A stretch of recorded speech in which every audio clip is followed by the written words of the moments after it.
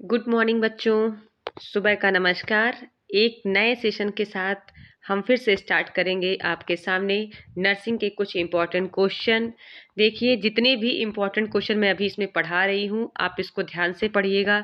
Recent में होने वाले एग्ज़ाम में ये क्वेश्चन ज़रूर पूछे जाएंगे और इनके जितने भी पॉइंट्स रहते हैं वो भी इनका भी कॉन्सेप्ट आप समझते ही चलिए। ठीक है, तो हम स्टार्ट करेंगे। Question number first, ragi is also known as, ragi is also known as. देखिए, न्यूट्रिशन में रागी क्या होता है, जब आप जो डाइट लेते हो रागी को हिंदी में क्या बोलते हैं? बाजरा। क्या बोलेंगे? बाजरा। सुना होगा बाजरा, आपने सुना होगा। पहले के ज़माने में अभी भी मिलता है लेकिन अभी रेयर कंडीशन में लोग इसको लगाते हैं बाजरे को। लेकिन पुराने टाइम पे क्या था, बाजरे का प्रयोग बहुत करते थे खाने पीने में, जो कि बहुत अच्छा होता है। तो जो हमारा इम्यून सिस्टम भी क्या होता था, उससे वेल होता था, डाइजेस्टिव सिस्टम भी बहुत अच्छा रहता था। तो रागी क्या होता है, इसको क्या किस कौन से मिलेट्स को क्या बोलते हैं? बाजरा बोलते हैं। तो रागी किसको बोलते हैं? तो इसका करेक्ट ऑप्शन क्या होगा? Finger millets. फिंगर मिलेट्स का दूसरा नाम क्या होता है?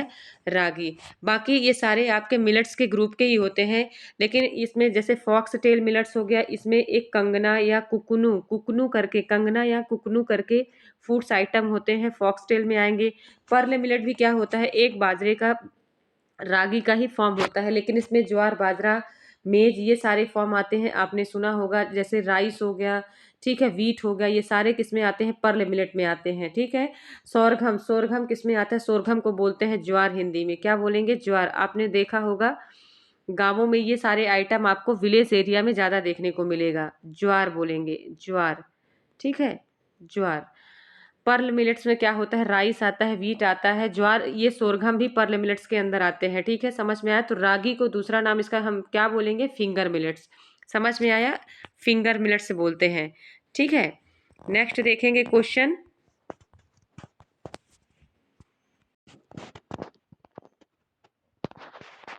देखिए, नेक्स्ट क्वेश्चन है, boiling of egg destroy the substance known as.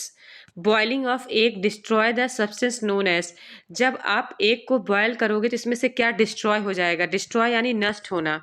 क्या हम बोलेंगे? डिस्ट्रॉय यानी नष्ट होना। तो क्या नष्ट होता है इसमें? Option A avidin, option B protein, option C vitamin B complex, option D vitamin C. देखिए, बहुत सारे ऐसे फूड आइटम्स होते हैं जिनको बॉयल करने पर क्या होते हैं, जो उनके इंपॉर्टेंट न्यूट्रिएंट्स होते हैं वो क्या होते हैं? पूरी तरह से डिस्ट्रॉय हो जाते हैं। तो इसमें बताया जा रहा है कि एग में ऐसा कौन सा फूड आइटम, ऐसा कौन सा कंटेन होता है जो कि डिस्ट्रॉय हो जाता है। तो इसका करेक्ट ऑप्शन होगा एविडीन। एविडीन क्या होता है? एक प्रकार का ग्लाइकोप्रोटीन्स होता है, जब एग जो कि एग के लेयरिंग कवर में पाया जाता है, और इसको बॉयल करने के पर क्या होता है कि इसका जो एविडीन प्रोटीन होता है वो पूरी तरह से डिस्ट्रॉय हो जाता है। समझ में आया? प्रोटीन तो सभी को मालूम है। ये प्रोटीन क्या होता है? एक मैक्रो न्यूट्रिएंट्स होता है, ध्यान रखिएगा। Carbohydrate, fat, proteins. Carbohydrate, fat, proteins क्या होते हैं? आपके मैक्रो न्यूट्रिएंट्स के फॉर्म देखें तो macro nutrients.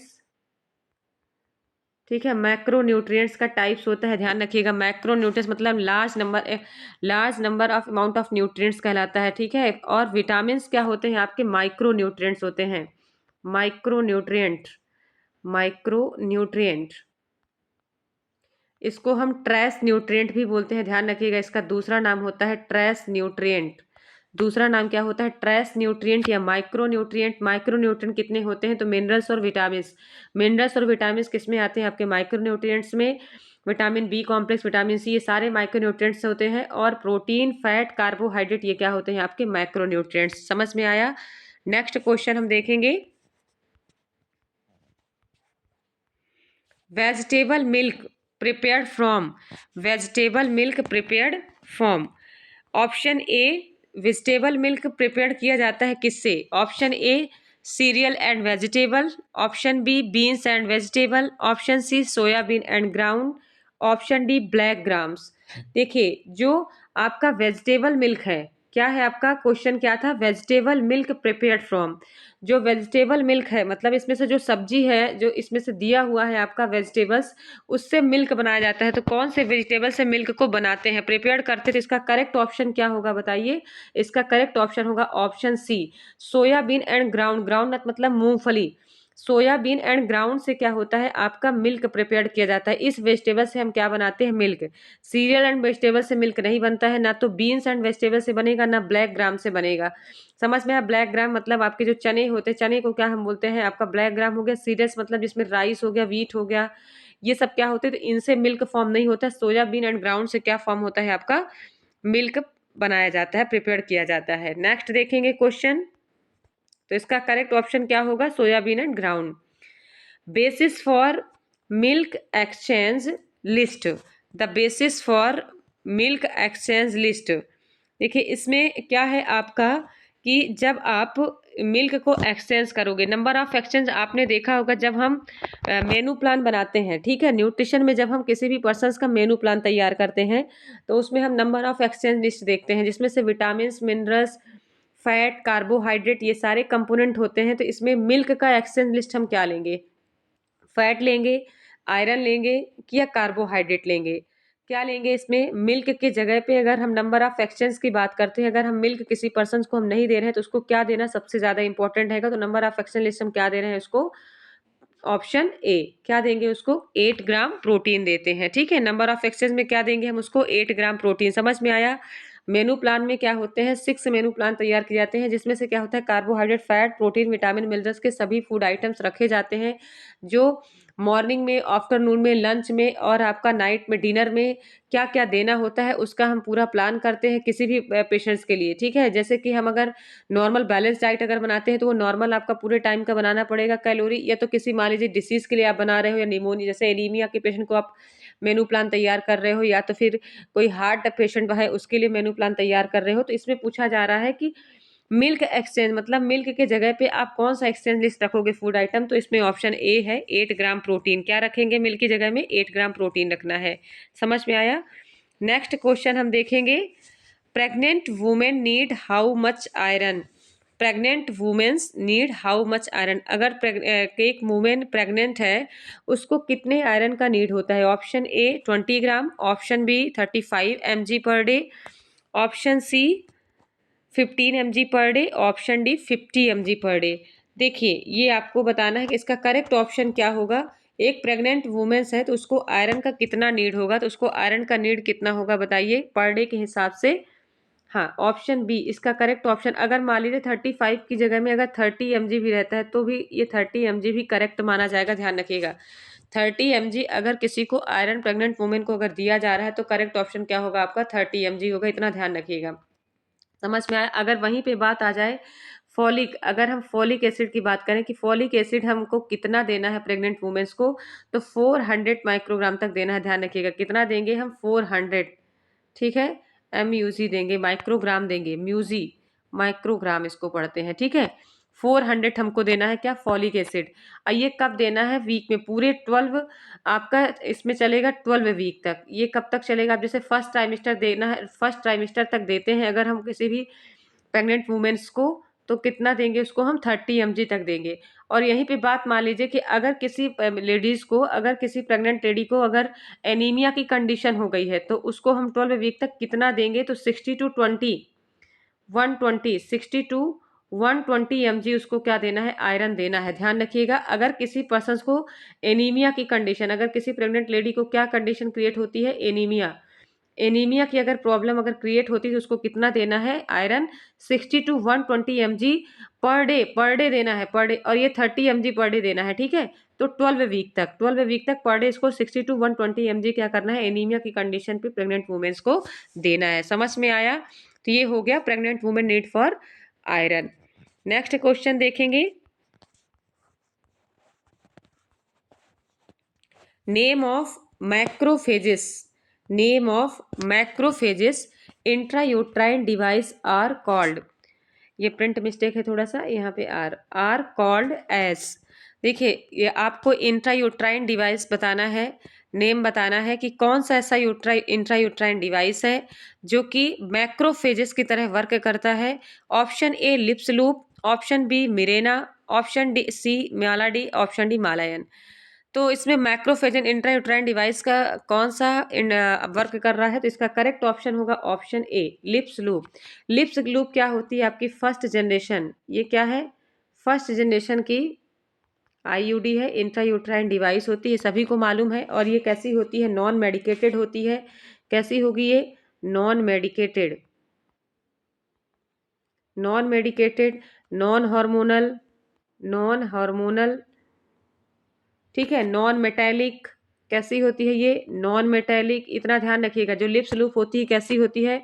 Non medicated, non hormonal, non metallic. और ये फर्स्ट जनरेशन की प्रॉपर्टी होती है, ध्यान रखिएगा। फर्स्ट जनरेशन का जो, सॉरी, प्रॉपर्टी नहीं, first generation IUD intrauterine device जो होती है आपकी लिप्स लूप होती है फर्स्ट जनरेशन की। और इसको मैक्रोफेजेस क्यों बोला गया? कि लिप्स लूप का जो वर्क होता है क्या करता है? स्पर्म को इनहेल करने का, मतलब स्पर्म को वहां पे मैक्रोफेजेस की तरह वर्क करता है, जिससे वो कलेक्ट करके वहां पे क्या करती है? उसको डिस्ट्रॉय कर देती है स्पर्म को, ठीक है। तो इसलिए इसको क्या बोला गया है? मैक्रोफेजेस। और मिरेना तो सभी को मालूम है, मिरेना क्या होती है? ये भी एक आईयूडी होती है, जो कि सेकंड जनरेशन का होता है। और ये 8 ईयर्स के लिए यूज होता है, ठीक है। 8 ईयर्स के लिए इसका जो ड्यूरेशन पीरियड है कितना है? 8 ईयर्स के लिए। समझ में आया? मालाडी मालायन तो पता है, कंबाइंड ओरल पिल्स होता है, ठीक है। मालाडी मालायन कैसी होती है पिल्स? कंबाइंड ओरल पिल्स, जो ओरल कॉन्ट्रासेप्टिव पिल्स होती है, सभी को मालूम है। इसको नोवेजेस्ट्रॉल बोलते हैं, मालाडी को क्या बोलते हैं? डिजेस्ट्रॉल बोलते हैं। समझ में आया? नेक्स्ट देखेंगे।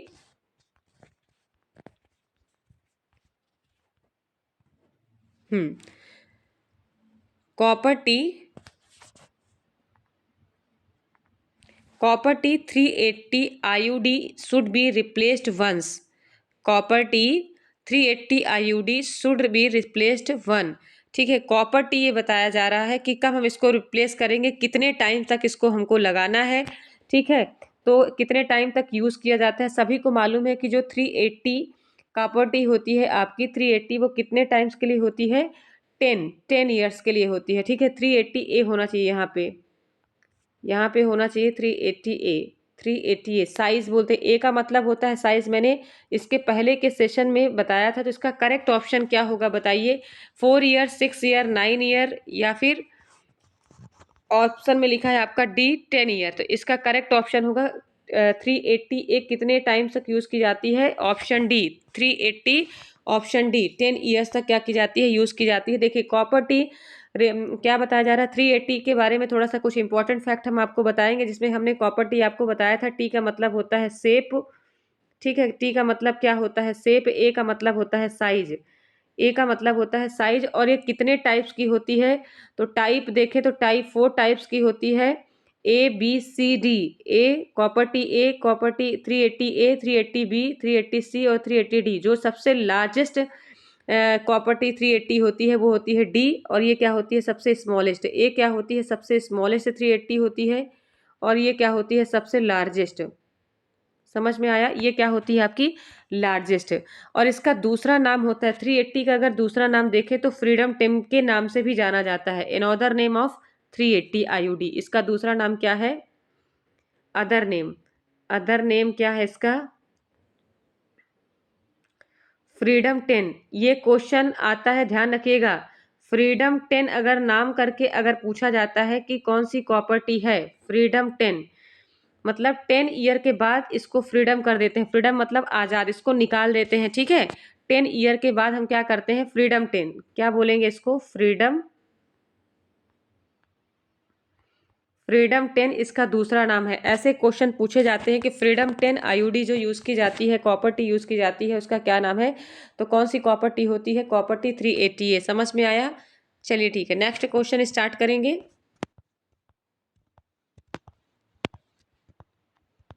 Confirmative test for HIV AIDS. Confirmative test for HIV AIDS, ELISA, western blot, VDRL। देखिए ये VDRL है, आई नहीं है, ये क्या है आपका? VDRL, प्रिंट मिस्टेक है, थोड़ा सा ध्यान रखिएगा। VDRL और विडॉल, VDRL टेस्ट और विडॉल टेस्ट हो गया आपका।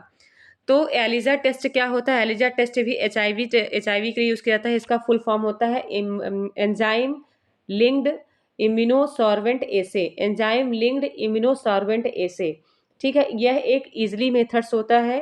और इसमें कभी कभी देखिए फॉल्स रिजल्ट भी आ जाता है। फॉल्स पॉजिटिव रिजल्ट के साथ साथ में फॉल्स रिजल्ट भी देखने को मिलता है। मतलब ये बोलना चाहिए कि 60 to 70% श्योरिटी रहती है इस टेस्ट में। और वेस्टर्न ब्लॉट टेस्ट में क्या होता है, वेस्टर्न ब्लॉट टेस्ट एक स्पेसिफिक मेजर टेस्ट करने वाला है। अगर इसका हम कन्फर्मेटिव टेस्ट देखें, कन्फर्मेटिव मतलब होता है श्योर, सही, ठीक है। कन्फर्म, कन्फर्म मतलब क्या बोलते हैं, श्योर, श्योर मतलब पूरा सही, एक्यूरेट जिसको बोलते हैं, पूरी तरह से सही टेस्ट, सही रिजल्ट देने वाला कौन सा इसमें टेस्ट है, तो इसका करेक्ट ऑप्शन होगा आपका वेस्टर्न ब्लॉट टेस्ट। कौन सा है, HIV एड्स का कन्फर्मेटिव टेस्ट देने वाला कौन सा, वेस्टर्न ब्लॉट टेस्ट। लेकिन जो एलिजा टेस्ट है ये भी HIV एड्स के लिए किया जाता है, क्योंकि जो HIV एंटीबॉडीज प्रेजेंट होते हैं ब्लड के अंदर, एलिजा और वेस्टर्न ब्लॉट टेस्ट का टेस्ट जो हम करते हैं तो ब्लड में कौन सी प्रोटीन होती है, ब्लड में प्रोटीन टेस्ट और HIV एंटीबॉडीज का टेस्ट करने के लिए हम ये टेस्ट करते हैं। एलिजा कोई कन्फर्मेटिव टेस्ट नहीं होता और वेस्टर्न ब्लॉट टेस्ट क्या होता है, कन्फर्मेटिव। ये इसमें कितनी श्योरिटी होती है, तो 90.9% श्योरिटी होती है। ध्यान रखिएगा कितनी श्योरिटी होती है, पॉजिटिव रिजल्ट आता है इसमें 90.9% श्योरिटी होती है। और यह एक स्पेसिफिक मेथड होता है HIV एड्स को टेस्ट करने का। वहीं पे बात करें VDRL टेस्ट, तो VDRL क्या होता है आपका, वायरस, ठीक है, ड्रग रिसर्च लेबोरेटरी टेस्ट। समझ में आया। VDRL टेस्ट किसके लिए करते हैं, वायन्यूरल ड्रग रिसर्च लेबोरेटरी टेस्ट। तो इसमें क्या किया जाता है, ये किसके लिए होता है, सिफिलिस, सिफिलिस के लिए किया जाता है, सिफिलिस के लिए या STD के लिए, syphilis disease, sexual transmitted disease, या तो फिर सिफिलिस डिसीज या STD के लिए करते हैं, ठीक है। वायन्यूरल ड्रग रिसर्च लेबोरेटरी टेस्ट, इसका वायन्यूरल ड्रग रिसर्च लेबोरेटरी टेस्ट में क्या किया जाता है, सिफिलिस टेस्ट या sexual transmitted disease, sexual transmitted disease infection में इस टेस्ट को करते हैं। विडॉल टेस्ट की बात करें तो ये किसके लिए किया जाता है, टाइफॉइड, टाइफॉइड के लिए कौन सा टेस्ट किया जाता है आपका, टाइफॉइड, टाइफॉइड डिसीज होने पर कौन सा टेस्ट करते हैं, विडॉल टेस्ट करते हैं। ध्यान रखना, टाइफॉइड के लिए कौन सा टेस्ट करेंगे, विडॉल टेस्ट।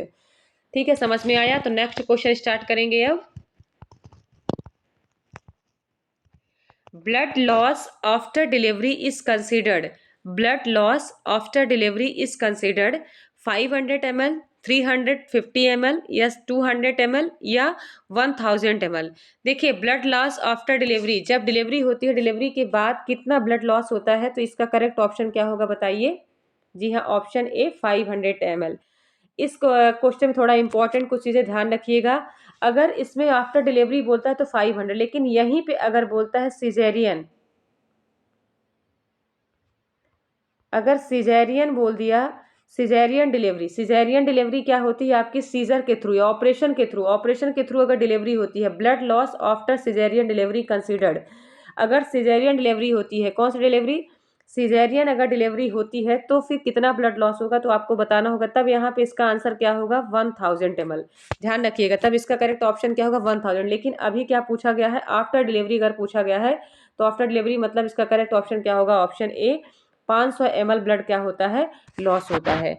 अगर मान लीजिए कभी कभी क्वेश्चन में ऐसा भी पूछ लेता है कि 350 पूछ लिया या 200 पूछ लिया, 100 ml पूछ लिया या 50 ml पूछ लिया, तो अगर उस ऑप्शन में 500 और 1000 ml नहीं लिखा हुआ है तो आपको फिर इसके लिए प्रिफर करना पड़ेगा 350 ml। जो सबसे ज़्यादा अगर उसमें ब्लड लॉस लिखा होगा वही आंसर आपको देना होगा। ध्यान रखिएगा, 500 ml के बीच के अंडर में अगर पूछा जाता है, सबसे ज़्यादा अगर ब्लड लॉस जितने ml में दिया रहेगा वही आंसर उसका करेक्ट माना जाएगा।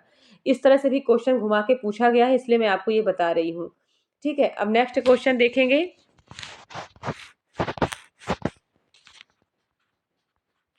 Partograph should be after how much cervical dilatation, partograph should be after how much cervical dilatation। Option A 2 centimetre, option B 4 centimetre, option C 6 centimetre, option D 10 centimetre. Partograph क्या होता है, partograph सबसे पहले समझिए कि partograph क्या होता है। पार्टोग्राफ ग्राफिकल रिप्रेजेंटेशन होता है जिसमें हम क्या करते हैं, लेबर का स्टेज देखते हैं, स्टेज ऑफ लेबर को असिस किया जाता है। लेबर को मॉनिटर करने के लिए क्या करते हैं, पार्टोग्राफ करते हैं। एक ग्राफिकल रिप्रेजेंटेशन होता है।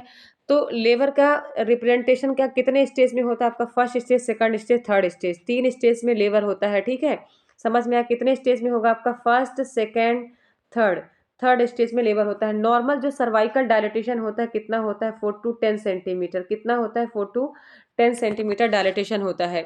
तो बेबी जब डिसेंट होता है नॉर्मल ड्यूरिंग लेबर में, तो सर्विक्स का जो डायलेटेशन होता है, सर्विक्स का डायलेशन कितने सेंटीमीटर होने चाहिए, तो नॉर्मली कितना होता है, 4 सेंटीमीटर। कितना होगा, उसका करेक्ट ऑप्शन क्या होगा आपका, 4 सेंटीमीटर। तो पार्टोग्राफ क्या होता है, पार्टोग्राफ बताता है graphical representation for the check the, किसके लिए होता है, स्टेज ऑफ लेबर। लेबर को देखने के लिए हम क्या करते हैं, पार्टोग्राफ एक ग्राफिकल रिप्रेजेंटेशन करते हैं, जिसमें सर्विस का डायलेशन अगर 4 सेंटीमीटर हो गया है तो मतलब बेबी डिलीवर्ड होने की कंडीशन में हो जाता है, ठीक है। और फुली डिलीवर्ड मतलब डिसेंट ऑफ द बेबी किस में होता है, 10 सेंटीमीटर में फुली डिलीवर्ड हो जाता है।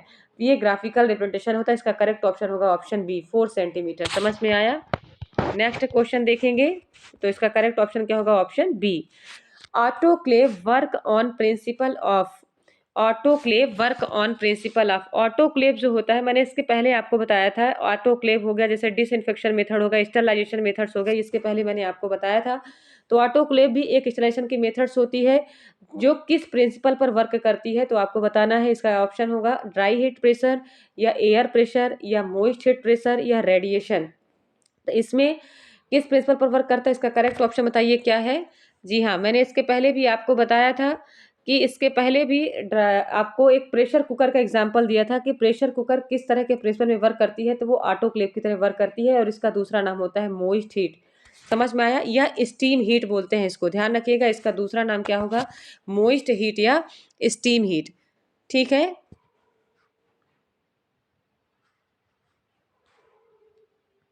मॉइस्ट हीट में क्या होगा आपका,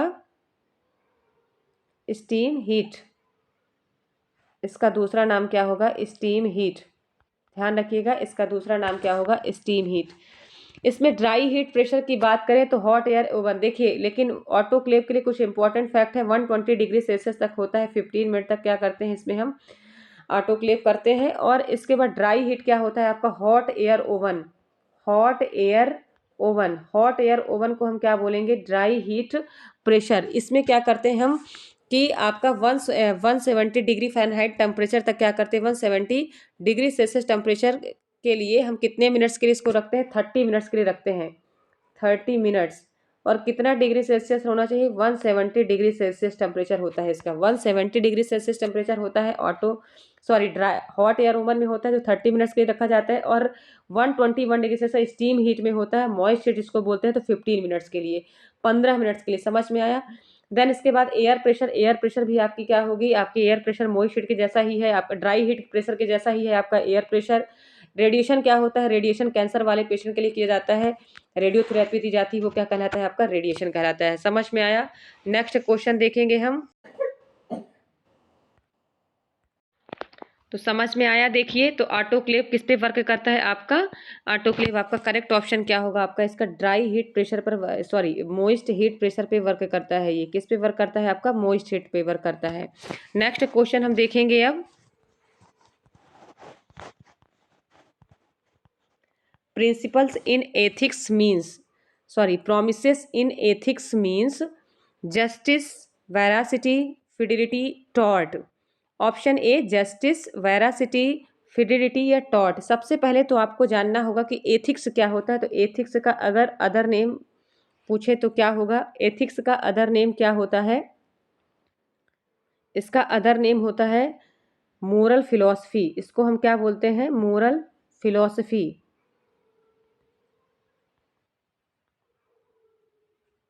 एथिक्स का दूसरा नाम है, ध्यान रखिएगा, इसको हम बोलते हैं moral philosophy. Other name, other name moral philosophy बोला जाता है। बात वहीं पे बोले तो एथिक्स क्या होता है, तो एक फिलोसफिकल स्टडी होता है, philosophical study of the concept of moral, right and wrong and moral, good and bad.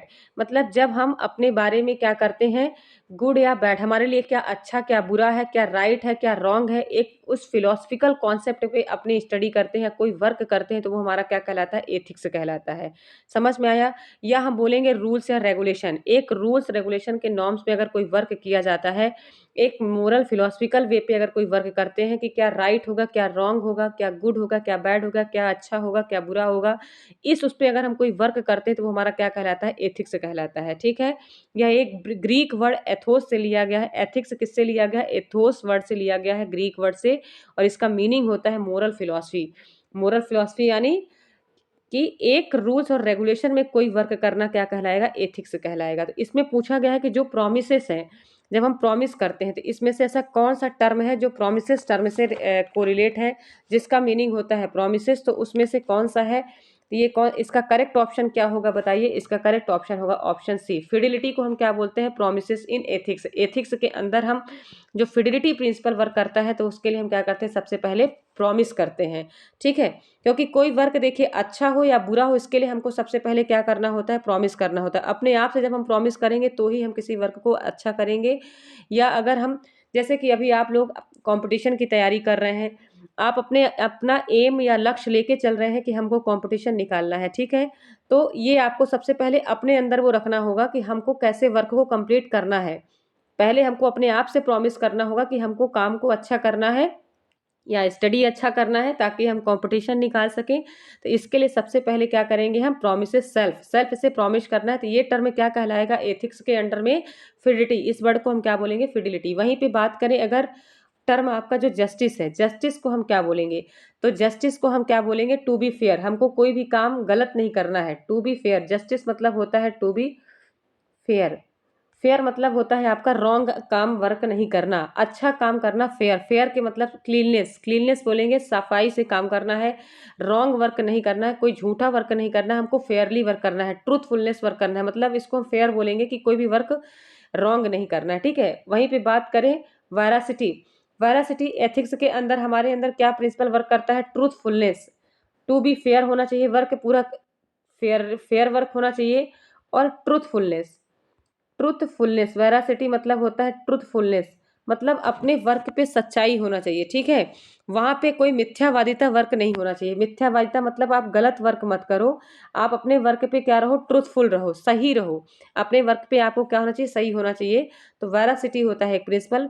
अध्ययन, इसके बाद अगर हम एक वर्ड आता है आपका टॉट। टॉट किसको बोलते हैं? रॉन्गफुल और other.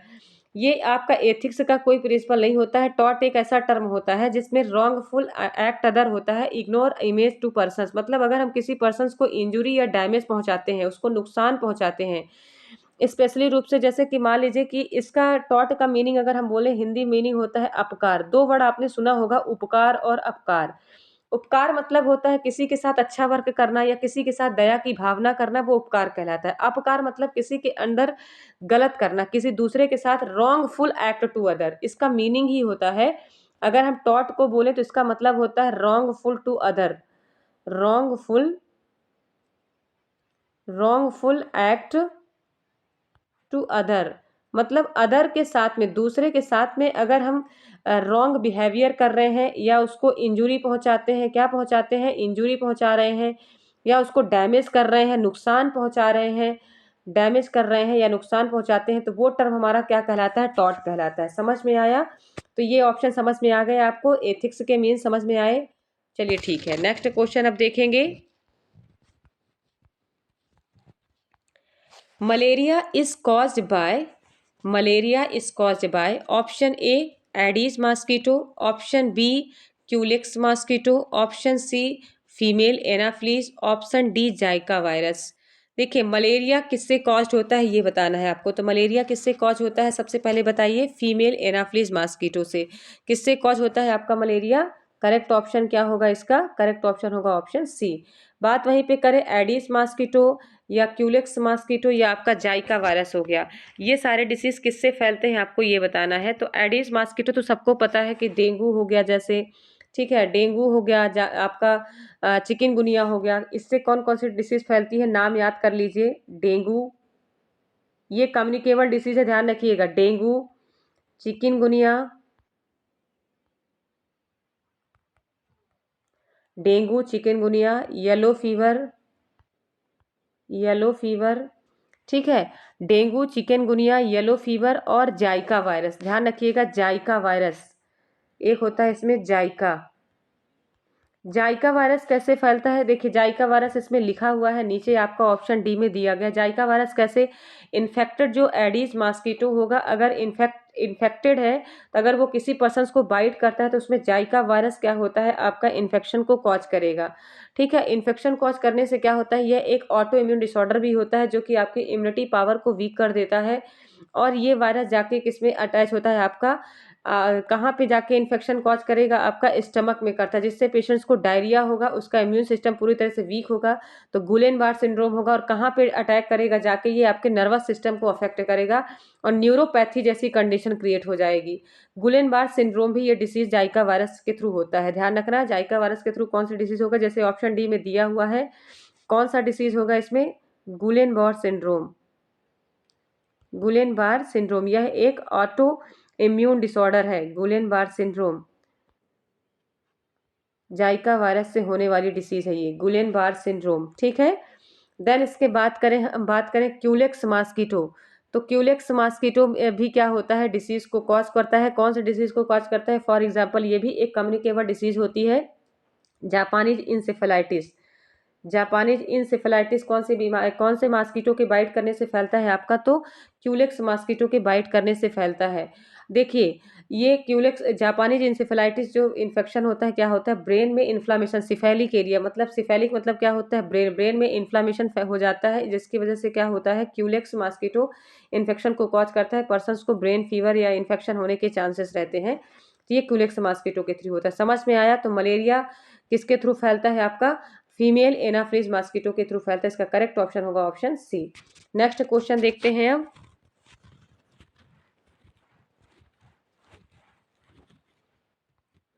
Rheumatic fever is caused by, rheumatic fever is caused by option A group A haemolytic streptococcus, option B group B haemolytic streptococcus, option C staphylococcus aureus, या option D mycobacterium tuberculosis, sorry Mycobacterium.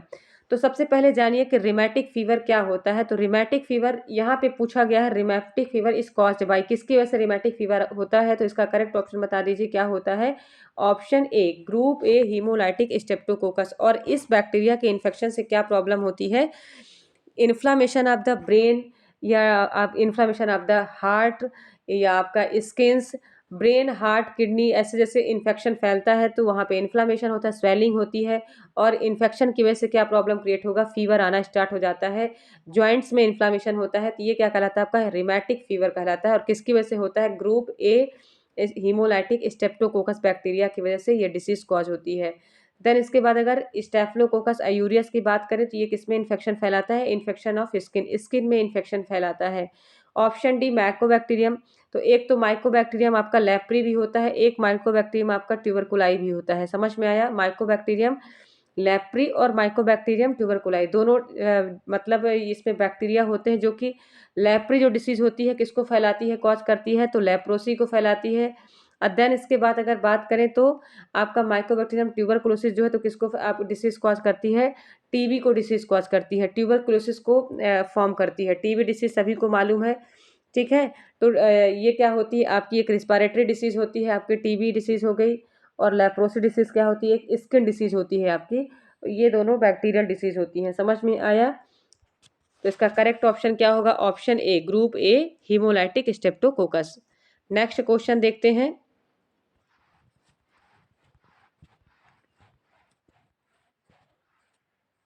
चलिए ठीक है, देखिए इतना आपको अगर समझ में आया होगा तो देखिए, जो भी क्वेश्चन अगर आपको समझ में नहीं आते हैं तो इसमें से एक बार कमेंट्स करके ज़रूर बताइएगा कि ये क्वेश्चन समझ में नहीं आया है।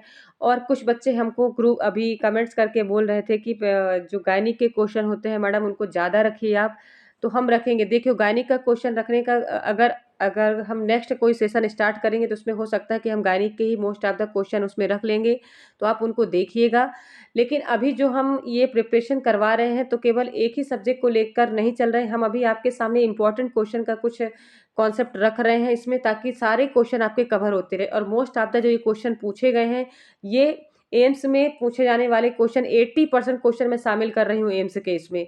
ठीक है। और MPCHO का जो प्रिपरेशन कर रहे हैं बच्चे, मैं उनको एक गाइडलाइन ज़रूर देना चाहती हूँ कि अगर आप CHO का प्रिपरेशन कर रहे हैं तो सबसे ज़्यादा जो कम्युनिटी में कम्युनिकेबल डिसीजेज है, नॉन कम्युनिकेबल डिसीज है, और CHO में जो आपका जैसे कि PSC हो गया, CSC हो गया या सब सेंटर हो गया, उनका बेसिक पैटर्न क्या होता है, ये सारी चीज़ें आपको स्टडी करना है। इन सारे से क्वेश्चन आपको आएगा। और क्योंकि जो हम अभी जो क्वेश्चन लेके आ रहे हैं, तो हम केवल CHO के बेस का एग्जाम यहाँ पे क्वेश्चन नहीं रख रहे हैं, हम इसमें ऑल ओवर जितने भी एग्जाम होने वाले हैं, मैं वो कॉन्सेप्ट का क्वेश्चन रख रही हूँ। तो अगर आपको अगर ये पढ़ना है, अलग से कुछ सेशन अगर आपको पढ़ना है, तो आप हमको कमेंट्स करके बता दीजिए कि मैडम हमको केवल CHO का, जैसा जिसका जिन बच्चों का स्ट्रेंथ ज़्यादा होगा या जो बच्चे वनली वन जैसे CHO का प्रिपरेशन कर रहे हैं, तो मैं उसी बेस में क्वेश्चन बना के रखूंगी। लेकिन अगर बात करें एम्स का या DSSB जो एग्जाम्स होने वाले हैं, तो अगर आप CHO के बेस में पढ़ोगे तो वो एग्जाम क्लियर करना आप लोगों के थोड़ा सा टफ हो जाएगा, क्योंकि वहाँ पे लॉजिकल बेस्ड क्वेश्चन पूछे जाते हैं और वहाँ पे आपको हर एक कॉन्सेप्ट मतलब हर एक क्वेश्चन का कॉन्सेप्ट मालूम होगा, तभी आप आंसर दे सकते हो, नहीं तो आपको आगे आने वाले उसमें एग्जाम में प्रॉब्लम हो सकती है। समझ में आया? तो इसलिए हम ऐसे क्वेश्चन रखते हैं आपको और थोड़ा डीप में पढ़ाने की कोशिश करते हैं। ठीक है, तो चलिए ठीक है, आज का आपको सेशन कैसा लगा? अगर आपको सेशन ये अच्छा लगा होगा तो अपने दोस्तों को या अपने जितने भी फ्रेंड सर्कल हैं जो इसकी तैयारी कर रहे हैं या आने वाले एग्जाम की तैयारी कर रहे हैं, प्रिपरेशन कर रहे हैं, तो ये वीडियो शेयर करना मत भूलिएगा। क्योंकि जितने 20 से जितना भी कॉन्सेप्ट होता है किसी भी क्वेश्चन का, जितने भी ऑप्शन होते हैं उनके 20 से बनने वाले क्वेश्चन होते हैं। बहुत सारे ऐसे क्वेश्चन होते हैं कि वहां से भी क्वेश्चन निकल के आता है। तो ऐसे कॉन्सेप्ट मैं इस क्वेश्चन में रख रही हूँ, तो उसको सबको शेयर करिए और ज़्यादा से ज़्यादा उनको बताइए कि इस तरह का क्वेश्चन आपको पढ़ना है। समझ में आया? तो आज के सेशन के लिए धन्यवाद। नेक्स्ट सेशन के लिए हम स्टार्ट करेंगे एक कल नए क्लास के साथ। चलिए ठीक है, थैंक यू।